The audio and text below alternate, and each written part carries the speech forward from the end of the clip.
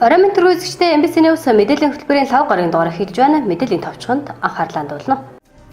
Улаангуй сумын ерөнхий боловсролын 5 дугаар сургуулийн багш нар багш сурагчдын гэрт аяныг өрнүүллээ. Чандван улс компани энэ сараас эхлэн бохир усны төлбөрийн бичлэгийг хийнэ.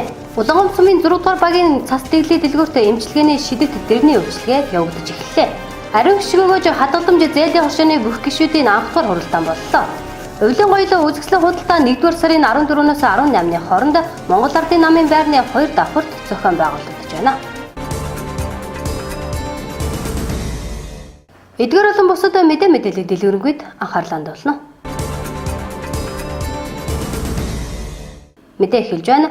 Улаангуй сумын ерөнхий боловсролын 5 дугаар сургуулийн багш нар багш сурагчийн гэрт аяныг өрнүүлж сурагчдын эцэгчүүдэд 2018 онд хийж бүтээсэн ажил болон 2019 онд хийж хэрэгжүүлэх ажлын зорилготой сурагчдын үнэлгээний түвшний талаар мэдээллийг өгч ажиллаж байна.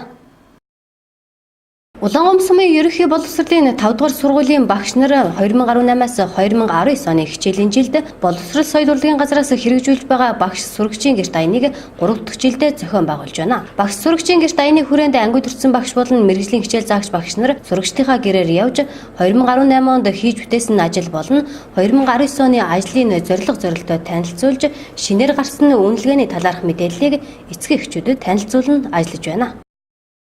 За 2018-аас 19 оны хичээлийн жилд бид бүхэн багш сурагчийн гэрт аяныг одоо 3 дахь жилдээ зохион байгуулан явуулж байна. Багш сурагчийн гэрт аяны хүрээнд маань нэг амьд удирдсан багш нар болон мэргэжлийн хичээл заагч багш нар маань сурагчдынхаа гэрээр явж 2018 оныхаа үйл ажиллагаа болон за сурагчдын үнэлгээ дүгнэлтэнд одоо чанар чимсгээ хийж шинээр одоо гарсан одоо үнэлгээний талаар эцэг эхчүүд болон сурагчид ойлголтуудыг одоо мэдээлэл өгч ажиллаж байна. За одоо манай 1-р багт дээр одоо байгаа айлуудаар маань нийт 36 багш маань одоо явж сурагчийн гэрт одоо үйл ажиллагаагаа танилцуулж явж байна. За хуучин болохоор 5 нь үнэлгээтэй байсан. 5 нь үсгээр одоо үнэлдэг байсан. Одоо тэгвэл хүүхдүүдийг маань ахиц замжилтаар 8 төвшөнд хувааж одоо 8 төвшингээр нь үнэлж улирал бүр биш жилд одоо 2 удаа хагас жил болно бүтэн жил гэсэн 2 удаа ингэж хүүхдүүдийг маань үнэлж дүгнэж байгаа. Ийм учраас хүүхдүүд маань ер нь ахицаар нь ингэж хүүхдийг үнэлж байгаа нь энэ удаагийн үнэлгээ маань маш үр дүнтэй болж байгаамаа. За бас нэг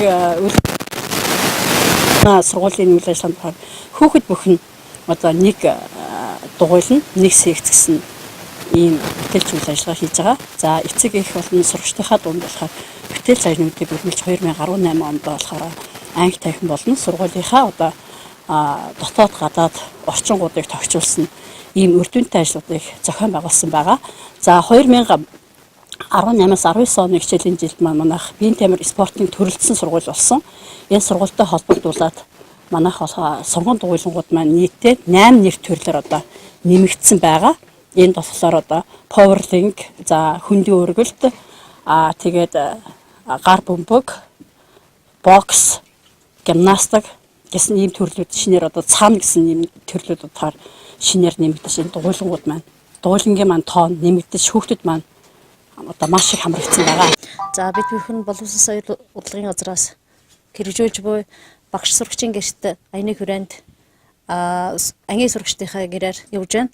За энэ бидний зорилго бол энэ эцэгчүүдтэй сургуулийнхаа шинэ жилийн зорилтоо танилцуулж мөн өмнөх хичээлийн жилийнхаа үр дүнг энэ захидал хэлбэрээр эцэгчүүдтэй хүргээд явж байна. Энэ Чандван эрдэм ахлах сургуулийн багш нар бол жил бол багш сурагчийн гэрт аяныг хүрээнд бол байнгын сурагч хүүхдтэйгээ хамтарч ажилладаг. Тэгээд одоо манай хүүхдийн хувьд бол банк авьяас спорт урлагийн сургууль тусны учраас спортын талаар бол илүү акц амжилттай юм альва уралдаан тэмцээнд бол гайгүй суралцдаг. Тэгээд одоо манай Чандван эрдэм ахлах сургуулийн багш нар бол хүүхдтэйгээ байнгын харилцаж хуралбуу уялдаатай ажилладаг. Тэгээд одоо энэ сурагч багш сурагчийн гэрт ажиллаж байгаа энэ юу бол ер нь байнгын итвэх санаачлахтай сайн үйл ажиллагаа гэж би ер нь дотроо үнэлж явдаг. Багш сурагчийн гэрт аяны хүрээнд 1-р багийн найлуудаар 36 багш баг болон хуваагдан явж ажиллаж байна. Улаангомс сумын ерөнхий боловсролын 5-р сургуулийн энэ хичээлийн жилээс хүүхэд бүхэн нэг секц, нэг дугуйлан үйл ажиллагааг зохион байгуулан ажиллаж байна. Мөн тус сургуулийн сурагчдын 96.4% нь сонгон дугуйланд хамрагдан хичээлдэг байна.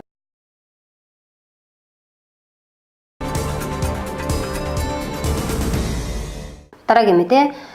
Чандман уус компани үйл ажиллагаагаа явуулах хугацаанд цэвэр бохир усны бичлэлт хийж ажиллаж байгаад 2-р дулааны станц ашиглалтанд орсноос хойш хугацаанд халуун ус хэрэглэж гарсан бохир усны төлбөрийн бичлэлт хийх ажлаа зогсоосон байдаг.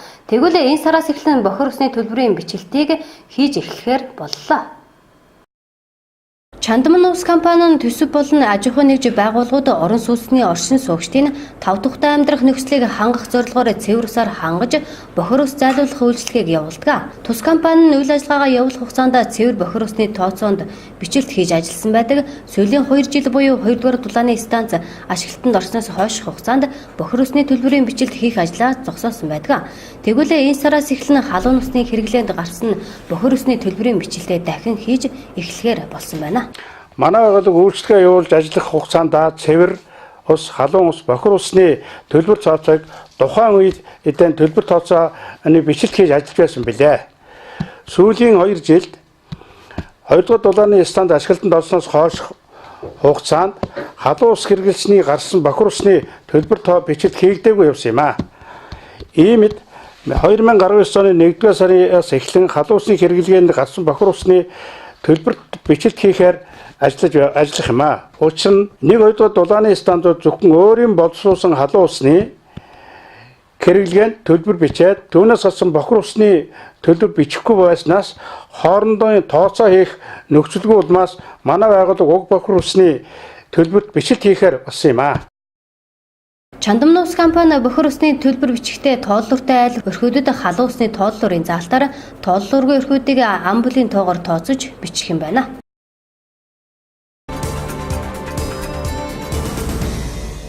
Дараагийн мэдээ. Орсын албаны улсын Орой хотод үүсгэн байгуулагдсан Услада компани шидэт дэрний эмчилгээ Улаангомс сумын 6-р багийн цас дэглэд дэлгүүрт шинээр нэгдлээ. Тус шидэт дэр нь хүний бие организмыг нөхөн сэргээх эрүүлжүүлэх, залуужуулах үйлчилгээтэй дэр юм байна. Орсын албаны улсын Орой хотод үүсгэн байгуулагдсан Услада компани Асианы шидэт дэр нь хүний бие организмыг нөхөн сэргээж залуужуулж эрүүл болгохоос гадна хөхний хавдар, сахарын шижин, ууц нурууны өвчин иларшуулдаг үр дүнтэй юм а. Тус дэр нь тосон төрхлөг болон өвчин намдах эм тариаг оролдог байна. Асианы дэрийг хэрэглэснээр хүний биеийн биологийн нас 10-аас 15 жилээр залуужиж биеийн ерөнхий эрүүл мэндэд 85-аас 90% сайжирдаг байна. Шидэт дэрийг биеийнхээ өвчтөй хэсэгт 10-аас 15 минутаар тавьж хэрэглэдэг байна. Энэ ямар эд шидтэй юм бэ гэхээр Улсын холбооны улсын Орой хотод үүсгэн байгуулагдсан Услада компани Асианы дэр юм аа.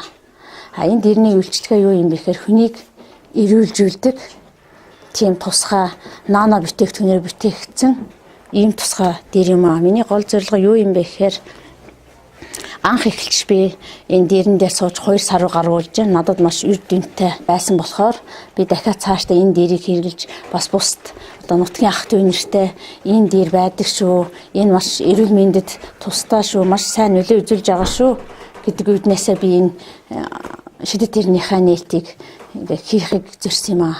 Эхний ээлжинд яах юм бэ гэхээр 10 хоног үнэгүй энэ дэрэн 45 минут суух юм.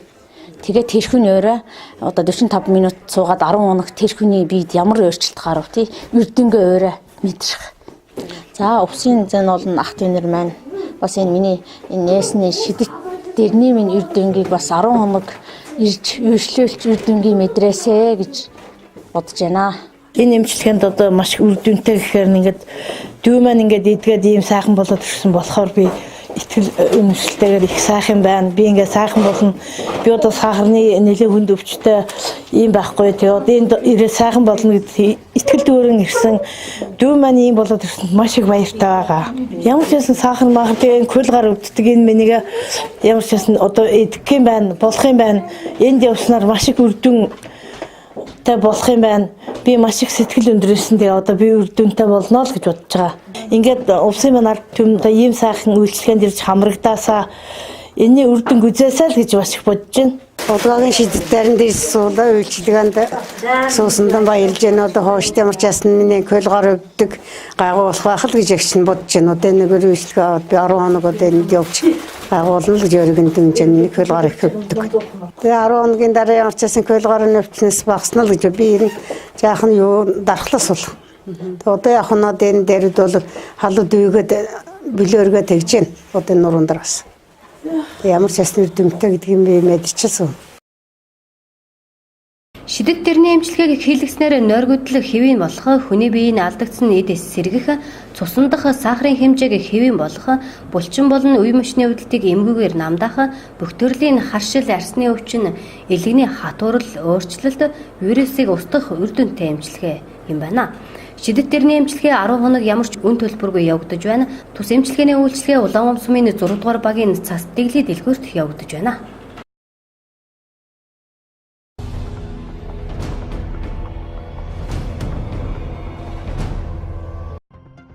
Газрын 3 дугаар байранд үндэсний статистикийн хорооноос Монгол Улсын нийгэм эдийн засгийн 2018 оны 12 дугаар сарын нөхцөл байдлыг танилцууллаа. Ингэхдээ Монгол Улсын мас сүргийн тоо толгойн талаар мэдээлэл өгсөн юм. Улсын хэмжээнд өнгөрсөн оны эцсийн байдлаар 66.5 сая мал тоологдсон байна. Тодорхойлбол 4 сая адуу, 4.4 сая өхөр, 460 мянган тэмээ, 31 сая хонь, 27 сая ямаа тоологджээ. Малын нийт тоо өмнөх оноос 240 мянгаар өссөн байна. Үүнээс адуу 229 толгой, тэмээ 26 мянга, хонь 444 мянгаар тус өсжээ. Харин өхрийн тоо толгой 8 мянган, ямаа 222 мянгаар орчмоор буурсан байна. Нийт мас сүрэгт 2018 онд хонь 46%, ямаа 40.8%, өхөр 6.6%, адуу 5.9%, тэмээ 10.7%-ийг эзлэж, өмнөх оноос хоньны эзлэх хувь 1.5 пунктаар өсөж, ямааныхаа 1.5 пунктаар буурсан бол адуу болон тэмээнийхээ өмнөх оны түвшинд байна. Малын тоо 2018 оны эцэст өмнөх оноос 6 аймагт 5 төрөлд өссөн байна. Хөвсгөл аймагт 412.6 мянга, Дорнод аймагт 320 мянга, Хинтээ аймагт 235.6 мянга, Дундгуй аймагт 233 мянга, Дорнгой аймагт 145.5 мянга, Улс аймагт 445.4 мянга болж өссөн байна. Адуу өхөр хоньны тоогоор Архангай аймаг тэргүүлсэн бол тэмээний тоогоор Өмнөгов аймаг, Яман сүргийн тоогоор Баян-Хонгор аймаг тус тэргүүлсэн байна. Малтай өрхийн тоо 2018 оны эцэстээ улсын хэмжээгээр 230.9 мянга болж 169.7 мянган өрхөн мал аж ахуй эрхэлдэг малчин өрх байна. Мал аж ахуй үйлдвэр эрхлэж байгаа нийт малчид 2018 оны жилийн эцэст 288.7 мянган болж үүнээс 16 хүртэлх насны малчид 1.3%-ийг, 16-аас 34 насны малчид 33%-ийг, 35-аас тэтгэврт гарах хүртэлх насны малчид 54.2%-ийг, тэтгэврийн насны малчид 12.5%-ийг эзлэж байна.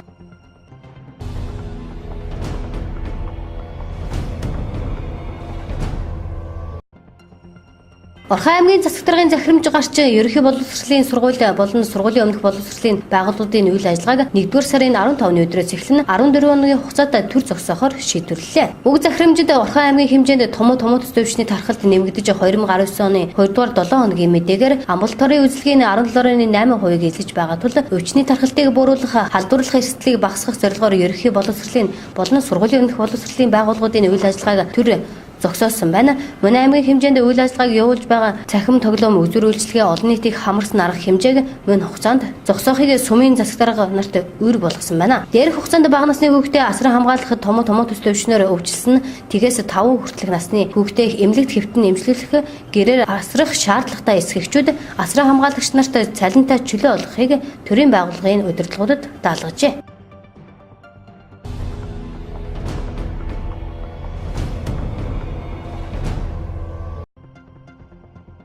Засгийн газрын хэрэгжүүлэгч агентлаг соёл урлагийн газрын соёлын төвийн хэлтсээс 2018 онд соёлын өвийг хамгаалах тухай хууль бусад хууль тогтоомжид заасны дагуу музейд соёлын үйл хөдлөх дурсгалын хадгалалт хамгаалалт аюулгүй байдлыг хангах төсөөл арга хэмжээг хэрэгжүүлж зохицуултыг хийжээ. Музей соёлын байгууллагын соёлын биет өвийг хадгалж хамгаалах, авран хамгаалах, аюулгүй байдлыг хангах ажлыг шат дараатай зохион байгуулсан байна. 2018 онд улсын төсвөөс соёлын биет өвийг хамгаалал сурталчилгааны чиглэлээр хагас тэрбум гаруй төгрөгийн санхүүжилтийг хуваарлах ажлыг зохион байгуулж 20 ажил үйлчлэгээ хийгдэж 16 ажил үйлчлэг нь хэрэгжиж байна. Энэ ажлын хүрээнд Өвс аймгийн Давс цумын шүдэн уулаас илрүүлсэн шарил олдвруудыг судлах авран хамгаалах ажлыг соёлын нөвийн үндэсний төвөөр гүйцэтгүүлсэн төсөвт өртөг 5 сая төгрөг, соёлын өвийг авран хамгаалах, ашиглах үндэсний өсвөлжээ бий болгох оролцогч талуудын хамтын ажиллагааг эхлүүлэх ажлыг соёлын нөвийн үндэсний төвөөр гүйцэтгүүлсэн төсөвт өртөг 1.5 сая төгрөг, улс орон нутгийн музейн удирдлага боловсролын ажилтны нийслэлийн ерөнхий боловсролын сургуулийн багш нарт зориулсан музейд суралцах сургалт семинарыг зохион байгуулах ажлыг Монголын үндэсний музейтэй хамтран гүйцэтгсэн төсөвт өртөг 4.5 сая төгрөг, Монголын үндэсний музейн угсаатны зүй уран зураг тамганы сан хөмөргийн өрөөний хадгалах хамгаалтын орчин нөхцөлийг сайжруулах ажлыг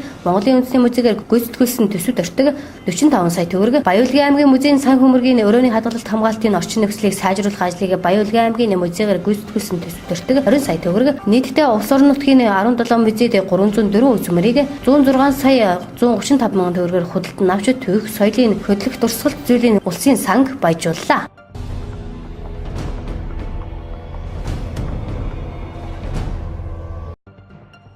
Монгол төмний уламжлалт сар шинийн баяр болж байгаатай холбогдуулан галт тэргээр зорчигчдын тоо сүүлийн өдрүүдэд эрс нэмэгдэж байна. Учир нь баярын ширээг чимэх хүнсний бүтээгдэхүүн болон бэлгэний төрлийн бараа ихээр оруулж ирэхээр иргэд бүгд найрамдах хятад ард улсын Ирээн хотод Бээжин рүү зорж байгаа юм а. Мөн өмнөх жилүүдэд галт тэрэгний плет шаглах 8 иргэдэг ихээр хохирож байсан. Шагийн буюу иргэний гар дээрээс авсан плет нь галт тэрэгэнд хүчин төгөлдөр үйлчлэхгүй. Учир нь вагоноор зорчих плет авахдаа тухайн иргэн заавал өөрийн иргэний үнэлэхээр авсан байх шаардлагатай байдаг бөгөөд иргэдэд зорчихтой мөн л иргэний үнэлэхэд шалгуулдаг байна. Энэ байдлыг иргэдэд төдийлөн сайн мэдэхгүй байгаагаас болж плет шаглаж буй иргэдээс худалдан авч туулсан цагтаа явж чадахгүй хохирдог байна. Иймд тээврийн цагдаагийн албаны төмөр зам дэх цагдаагийн газар үргэлжлэн сэргийлэх үүднээс цагаан сар 2019 арга хэмжээг зохион байгуулж эргүүлийн цагдаа 24 цагаар ажиллаж байгаа нь шагийн 8-аг буруулжээ. Иймд галт тэргээр үйлчлүүлж байгаа иргэдэд та бүхэн эд зүйлээ хулгайд алдахаас сэргийлж сонор сэрэмжтэй байх, галт тэрэгэнд бууж суух үедээ ачаа тийшээ мартахгүй байх, шөнөөрön цагаар галт тэрэгэнд унтаж амрахтаа ойрын эд зүйлээ ил задгаа орхихгүй байхыг сэрэмжлүүлж байна.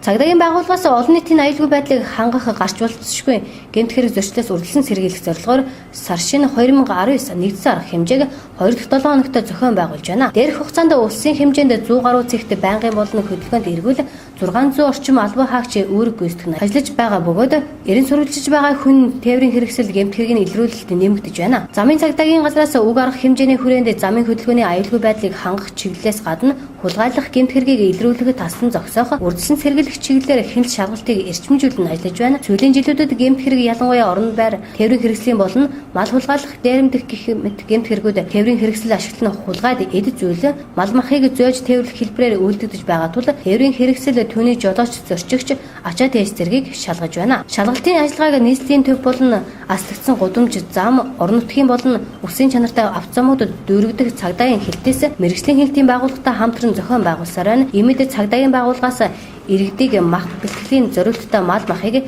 тээвэрлэхдээ гарал үүслийн гэрчлэгээтэй эсхийг нь шалгасны үндсэн дээр тээвэрлэх тухайн ангиллын тээврийн хэрэгслийг жолоодох эрхийг хүчинтэй үнэмлэх буюу төр зөвшөөрөл ачааны болон тээвэрлэж байгаа эд зүйлсийн бусад баримт бичгийг авч явахыг зөвлөж байна. Түүнчлэн гудамж замын хяналтаар хөдөлгөөнд оролцогчдод хүүхдийг буруу тээвэрлэх, хүн ба ачаа тээвэрлэх журам зөрчих тусагтуугаар тээврийн хэрэгсэл жолоодох, бүрэн бус тээврийн хэрэгслээр замын хөдөлгөөнд оролцох жолооч зорчигч нар хамгаалах бис хэрэглэхгүй байх зэрэг зөрчил түгээмэллэрч хуулийн дагуу арга хэмжээ тооцож байгаа тул иргэдийг ойрын болон бусдын аюулгүй байдлын төлөө дүрмээ баримтлан хөдөлгөөнд оролцохыг зөвлөж байна.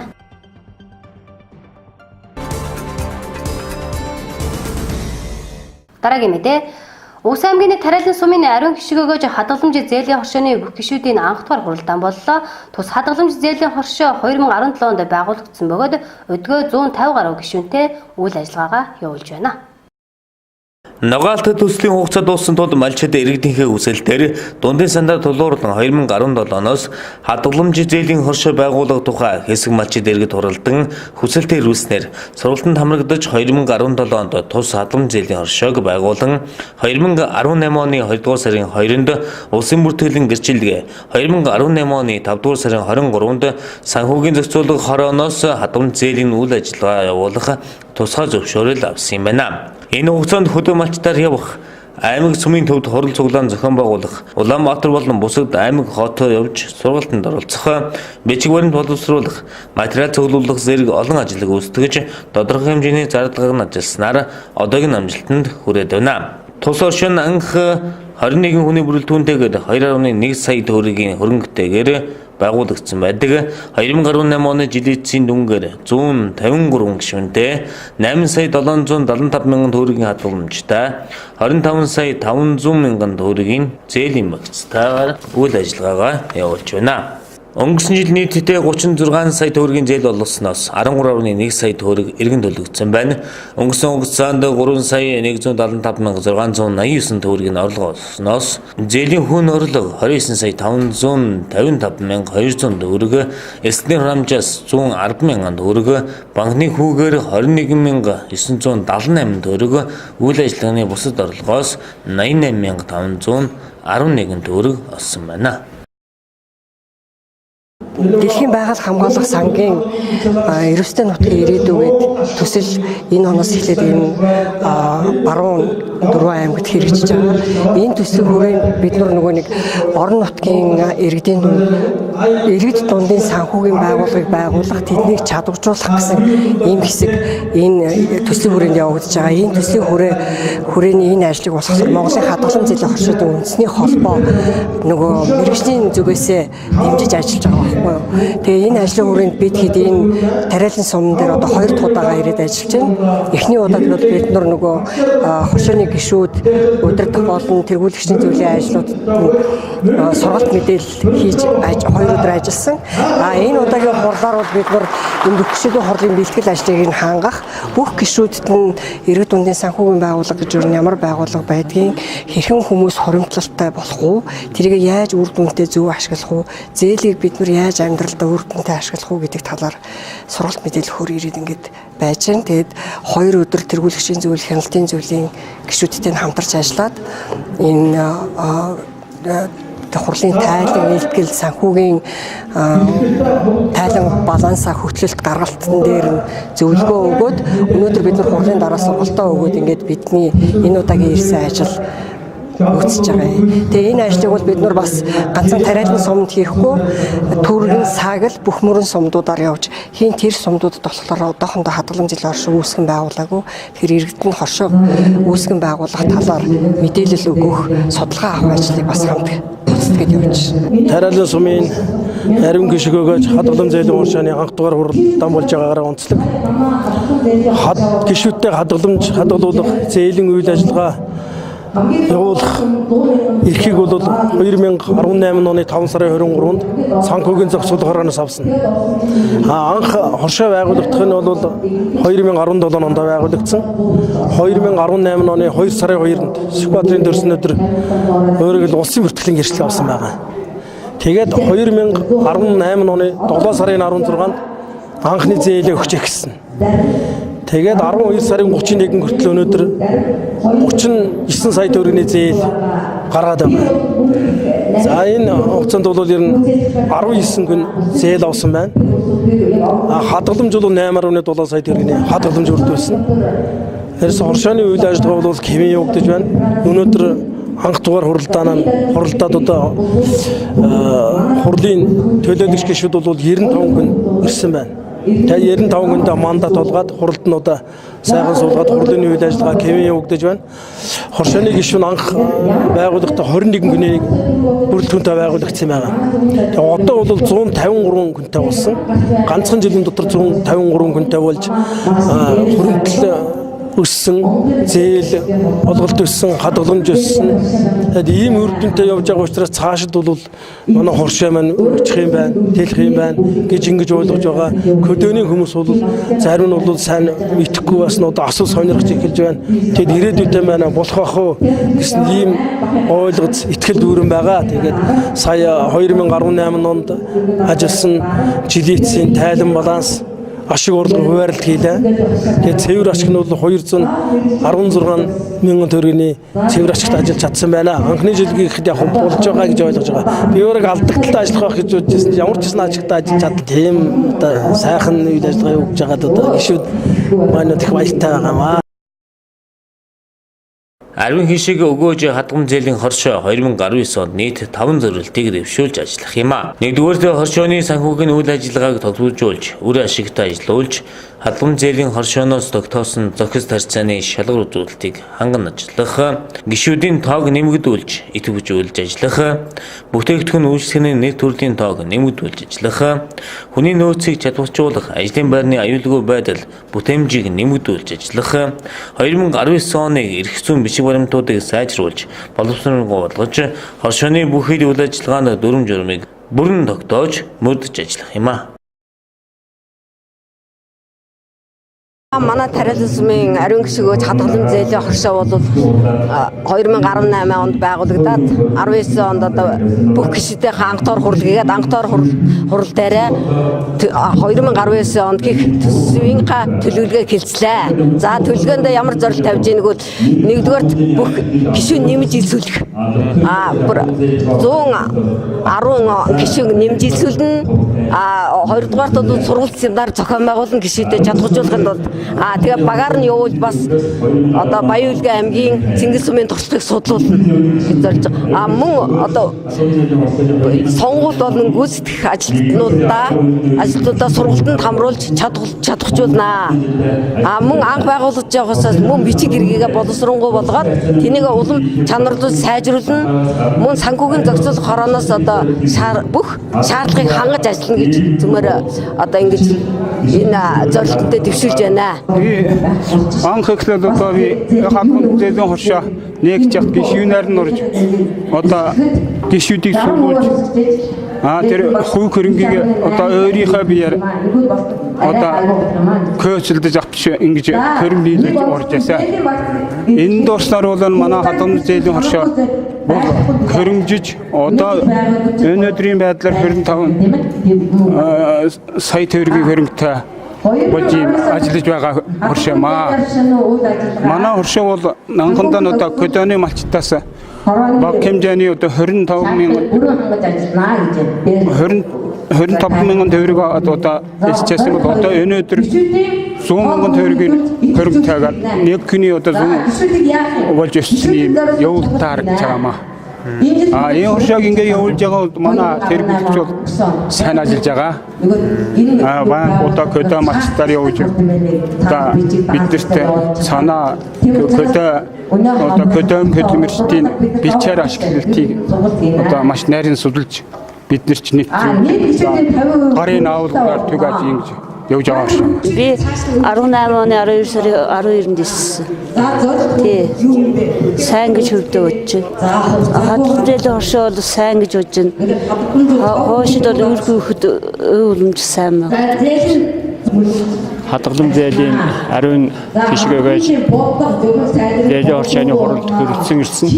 Ирж одоо энэ сууж байна. Тэгээд энэ бол бас манай сумн дээр бол болж байгаа. Бас тэгээд анхны одоо энэ хуралд сууж байгаадаа бол баяртай байна.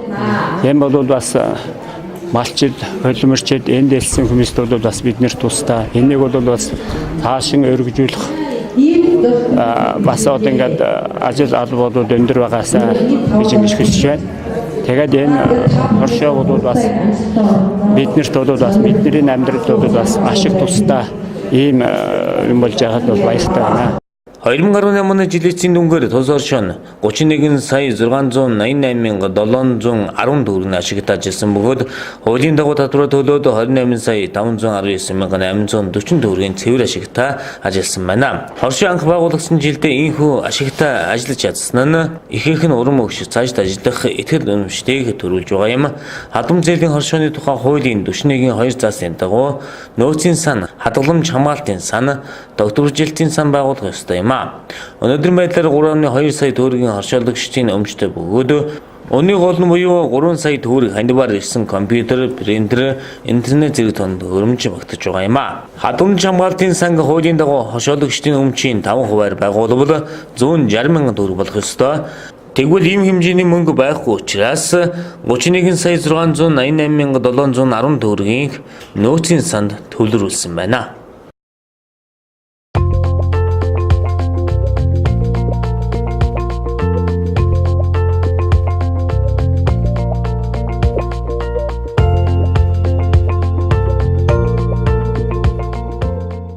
Дараагийн мэдээ сар шинийн баярт зориулсан өвлийн гоёлын үзэсгэлэн худалдаа 1-р сарын 14-өөс 18-ны хооронд Монгол Ардын намын байранд явагдаж байна. Энэ удаагийн үзэсгэлэн худалдаа сар шинийн баяртай холбоотойгоор бүх бараанда 20-40% хэмнэрэл зарласан байна. Улаанбаатар Экспо өвлийн гоёлын үзэсгэлэн худалдаа удахгүй болох сар шинийн баярт зориулсан 1-р сарын 14-өөс 18-ны хооронд Монгол Ардын намын байранд явагдаж байна. Энэ удаагийн үзэсгэлэн худалдаа сар шинийн баяртай холбоотойгоор бүх бараанд 20-40% хэмнэрэл зарласан байна. Манай Улаанбаатар Экспо үзэсгэлэн худалдаа маань удахгүй болох сар шинийн баярт зориулан 1-р сарын 14-өөс 18-ны өдрүүдэд Ус аймгийн Монгол Ардын намын байрны 2-р давхурт болж байна. Энэ удаагийн үзэсгэлэн худалдаа маань одоо Монголын ард түмний өргөн их баярлах цагаан сарын баяртай холбогдуулан бүх бараанда 20-40% хэмнэрэл зарласан байгаа. Энэ удаа бид нэр болгон дээлтэй, эрэгтэй эмэгтэй бэлэн хувцастай, хүүхдийн бэлэн хувцастай, гоёл чимэгдэд бэлгийн бараа, гоо сахны бараа гэх мэт маш олон төрлийн бараатай ирсэн байгаа. Энд бол Монгол аймс үйлдвэрийн үнээр Монгол чулуун хөөргнүүд, болгон шөбнүүд бол сая 600 мянгаас 2 сая 800 мянган төгрөгнөөс 10% хэмнэрэлтэй бүх бараа маань ерөнхийдөө хэмнэрэлтэй ирсэн байгаа учраас 5 хоногийн хугацаанд багтаж та бүхэн одоо Монгол Ардын намын байранд болж байгаа. Манай үзэсгэлэн худалдаанаас ирээд сонголтоо хийж аваарай. Өвлийн гоёлын үзэсгэлэн худалдаа 1-р сарын 14-өөс 18-ны хооронд Монгол Ардын намын байрны 2 давхурт явагдаж байна. Үзэсгэлэн худалдаанд булган шөб сая 600 мянгаас 2 сая 800 мянган төгрөг 10% хэмнэрэлтэй, солонгос Монгол оймс 1200-аас 1800 төгрөг, эрэгтэй эмэгтэй бэлэн хувцас 20-40% хэмнэрэлтэй, дээлний даавуу 1 м-нд 5 мянган төгрөг, Монгол чулуун хөөргнүүд 200-аас 500 мянган төгрөг, хүүхдийн хувцас 5500 төгрөг, нурууны соронцтой халдаг бүс, гоёл чимэглэлийн бараанууд өнгө загварын өргөн сонголттой худалдаалагдаж байна.